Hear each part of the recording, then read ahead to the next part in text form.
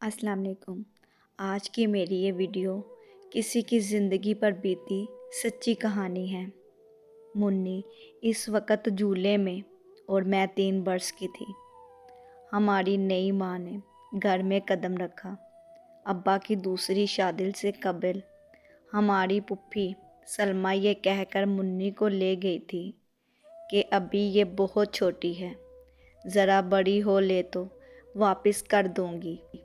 مجھے اچھی طرح یاد ہے، میں سہمی ہوئی ابا کی سیج کے پاس کھڑی شوق اور حیرت سے اپنی نئی ماں کو دیکھ رہی تھی، جو اس وقت دلہن بنی میرے ابا کی پلنگ پر بیٹھی تھی۔ تبھی ابا کمرے میں آ گئے اور انہوں نے مجھ کو اٹھا کر اس کے قریب بٹھا دیا اور بولے، نئی ماں، اس کو ماں کا پیار دینا۔ قدرت نے اس سے ماں کی پیار بڑی گود چھین لی ہے۔ اس وقت تو ان کی دلہن نے سر ہلا دیا تھا، مگر بعد میں وہ ایسی سنگ دل ہو گئی۔ شروع کے چند دن پیار سے بلاتی، مگر میں خود اس عورت سے دور دور رہتی۔ اپنے شوہر کی خوشنودی اور ان کا اعتماد حاصل کرنے کی خاطر مجھ کو خود سے مانوس کرنے کے جتن بھی کیے، مگر میں پھوپھو کی رٹ لگا دیتی تھی کہ ماں کے بعد انہی نے مجھ کو سینے سے لگایا۔ بچہ تو پیار چاہتا ہے۔ رفتہ رفتہ نئی ماں کی جانب راغب ہونے لگی، یہاں تک کہ ایسا وقت آ گیا کہ میں نے امی کہہ کر سوتیلی ماں کا آنچل مضبوطی سے تھام لیا۔ انہیں مجھ سے لمحہ بھر کے لیے بھی اپنا دامن چھڑانا مشکل ہو گیا۔ ابا مجھ کو اس ماں کے ساتھ لاڈ کرتے دیکھتے تو کہتے، نئی ماں، میں یہی چاہتا تھا کہ میری یتیم بچیوں کو تم جیسی ماں ملے۔ ابا نہ جانتے تھے، مگر ماں ضرور جانتی تھی۔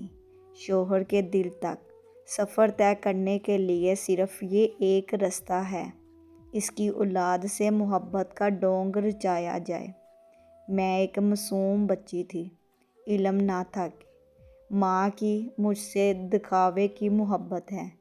میں نے تو ان کے پیار پر اعتبار کر لیا تھا۔ میری مسرت اور ماں کے پیار کا عرصہ بہت مختصر تھا۔ جوں ہی امی نے اپنی بچی کو جنم دیا، خود بخود ان کے قربت سے محروم ہو گئی۔ اب میں اس کا دامن پکڑتی تو وہ غصے سے جھٹک دیتی اور مجھ کو اندھیری کوٹری میں بند کر دیتی۔ اس عورت کا گھر ہی نہیں، دل بھی آباد ہو چکا تھا اور گود حقیقی اولاد کے وجود سے آسودہ تھی۔ اب بھلا اس کو میری کیا پرواہ تھی؟ ان دنوں بالکل بھی ماں کے دل کی اس کیفیت کو نہیں سمجھتی تھی۔ جتنی وہ مجھ سے چڑھتی، اسی قدر میں اس کی چاہ کرتی۔ اب تو ابا کو بھی ہماری کوئی پرواہ نہ تھی۔ یکے بعد دیگر دوسری بیوی سے ان کے 3 بچے ہو گئے تھے۔ اب پھوپھو کہتی کہ منی سمجھدار ہو گئی ہے، بھائی جی اس کو گھر لے جاؤ۔ وہ ان کی بات پر بھی کان نہ دھرتے، جیسے منی کو اپنی بہن کی گود میں دے کر اسے بھول گئے ہوں۔ لیکن مجھے منی بہت یاد آتی۔ انہی دنوں پھوپھو علیل پڑ گئی تو منی کو زبردستی باپ کے گھر چھوڑ گئی۔ اگرچہ اس کے آنے سے مجھے خوشی ہوئی، مگر خوف بھی تھا کہ اب کہیں منی سوتیلی ماں کی نفرت کا نشانہ نہ بنے۔ وہ تو پھوپھو کے وہاں پیار سے پلی تھی، سوتیلی ماں کی نفرت کیسے سہے گی؟ اب میں سارے گھر کا کام کرتی اور منی ابا کے بچوں کو کھلاتی۔ اگر چھوٹی بہن یا بھائی اس سے نہ سنبھلتا یا از خود گر جاتا تو ماں منی کے بالوں سے پکڑ کر اس کو خوب مارتی۔ کھانا اسے سب بچوں کے بعد ملتا۔ آج جب منی کا سسکنا یاد آتا ہے تو कलेजा मुंह को आने लगता है। देखते देखते माँ की कोख के बच्चे भी बड़े हो गए। अब वो माँ को मना करते कि आपा और मुन्नी से बुरा सलूक ना किया करो। वो उनको भी बातें करती। इस मामले में वो माँ के सामने दाम ना मार सकते थे। वो तो क्या, अब्बा भी इनके सामने नहीं बोल सकते थे कि वो घर की मालकिन थी। मुन्नी खूबसूरती में अपनी मिसाल आप थी। सुना था मेरी माँ भी बहुत खूबसूरत थी, इसीलिए हम दोनों बहनें हूरों की तरह निखरती गई। अब जो भी रिश्ता आता वो मेरे लिए बड़ी होने के नाते पहले मेरा ब्याह होना था, मगर माँ मेरी गुण इनको ना बताती ताकि इनके घर का काम करती रहूं। एक बार एक आला तालीम याफ्ता अफसर का रिश्ता आया। माँ ने अब्बा से कह के अपनी बेटी आलिया की इसके साथ शादी करवा दी, क्योंकि लाड प्यार की वजह से आलिया के लक्षण ठीक ना रहे थे। वो सहेली के घर का कह कर जाती और पड़ोसी के आवारा लड़के मुश्ताक से मुलाकातें करती। जब माँ को पता चला तब भी झटपट इसका ब्याह कर दिया। इल्मा के शोहर मज़हर में कोई कमी ना थी, मगर माँ के बार बार मना करने के बावजूद वो बाज ना आई। मैके जब आती इसी आवारा लड़के से मिलती। आधी रात को छत पर जाकर इससे मुलाकात करती। शोहर से बहाना कर कर के मैके में ठहर जाती। वो किसी से ना डरती। मुन्नी को भी अपना राजदार बना लिया। अब्बा बहुत गुस्से वाले थे, तभी माँ बेटी के करतूत इनसे छुपाती थी। बिला आखिर वो मनूस घड़ी आ गई जिसके आने से माँ ही नहीं मैं भी डरती थी। एक रात 12 बजे के करीब जब हम सब सो गए थे, अल्मा मुन्नी को लेकर छत पर चली गई। गर्मियों के दिन थे। हमारी छत पर चारपाइयाँ पड़ी रहती थी। इसने मुन्नी को अपने पहरे पर बिठा दिया कि अगर कोई ऊपर आने लगे तो हमको इशारा कर देना। अचानक दूल्हा बाई ड्यूटी ख़त्म करने के बाद अपने घर जाने की बजाय हमारे घर की तरफ आ गए। इनकी गाड़ी की आवाज़ सुनकर मुन्नी ने ऊपर से देखा। इसका दिल धक से रह गया, क्योंकि इल्मा और मुश्ताक छत पर बने कमरे में थे। वो दौड़कर इनके पास गई और इनको आगाह किया कि मज़हर बाई आ गए हैं। तभी इल्मा चारपाई पर लेटकर सोती बन गई। अम्मी भी गाड़ी की आवाज़ सुनकर उठ गई। इन्होंने देखा कि इल्मा अपने बिस्तर पर मौजूद नहीं। इनको शक हो गया। दरवाज़ा खोल कर देखा तो दामाद को गाड़ी से उतरते पाया। तभी वो सीढ़ियों की तरफ भागती हुई गई ताकि ऊपर जाकर बेटी को तला करे। मज़हर बाई अंदर आ गए और सास को सीढ़ियाँ चढ़ते देखकर बोले, आंटी क्या आप ऊपर जा रही हैं? दर खुला था सो मैं अंदर आ गया हूँ। वो बोले, हाँ तुम बैठो। इल्मा और मुन्नी गर्मी के बाक्स छत पर सोने चली गई थी। मैं इनको नीचे ले आती हूँ। ठहरिए, आप तकलीफ़ ना करें, मैं ही ऊपर चला जाता हूँ। इनकी बातों से मेरी आंख खुल गई। मुन्नी मुझको इल्मा के बारे में बता चुकी थी कि छत पर मुश्ताक से मिलती है और मुझको पहरादारी के वास्ते साथ ले जाती है। मैंने देखा कि अम्मी के पीछे मज़हर बाई सीढ़ियाँ चढ़ने लगे हैं।